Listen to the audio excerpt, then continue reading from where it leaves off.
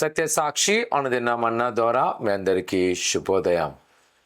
నేటి యొక్క వాగ్దానము ద్వితీయోపదేశ కాండము 31 అధ్యాయము 8వ వచనం.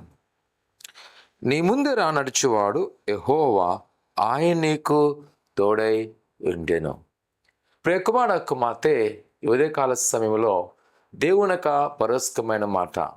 ఆనాటి ఇజ్రాయెల్ ప్రజలు ఐగుప్తు నుంచి కానాను దేశం వెళ్తున్న ప్రయాణంలో దేవుడు వానికి జ్ఞాపకం చేస్తున్న వాగ్దానం, భయపడాల్సిన అవసరం లేదు, నీ ముందు నడిచేవాడు నీ దేవుడైన యెహోవే. నిజమే, పగలు మేఘస్తంభంగాను రాత్రి అగ్నిస్తంభంగా నిరంతరము వారితో ఉంటూ వారి యొక్క ప్రయాణాన్ని ఆయన కొనసాగించాను.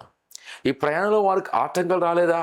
ఆహార కొదువు వచ్చింది, నీరు లేకుండా ఉండి ఉన్నారు, శత్రువుల భయము, చుట్టుపక్కల అనేకమైన పరిస్థితి, వారు స్వతహాగా చేసుకున్న ఉగ్రత అనేక ఉన్నాయి. కానీ అన్నిట్లో కలిపి దేవుడు సురక్షితంగా వారిని వాగ్దాన దేశంలోకి చేర్చడం. నిజమే ప్రియ కుమార కుమార్తె, ఈరోజు నువ్వు భయపడవలసిన లేదు. నీతో కూడొచ్చువాడు నీ దేవుడే యెహోవా, ఆయన మనకు తోడే అన్నాడు. ఈరోజు ఒకవేళ మన ప్రతికూల వాతావరణంలో ఉన్నామేమో, ఈ ఉదయకాల సమయంలో ఇంటర్వ్యూకి వెళ్తున్నావేమో, ఎగ్జామ్కి వెళ్తున్నావేమో, భయపడక యెహోవా నీకు తోడే అన్నాడు.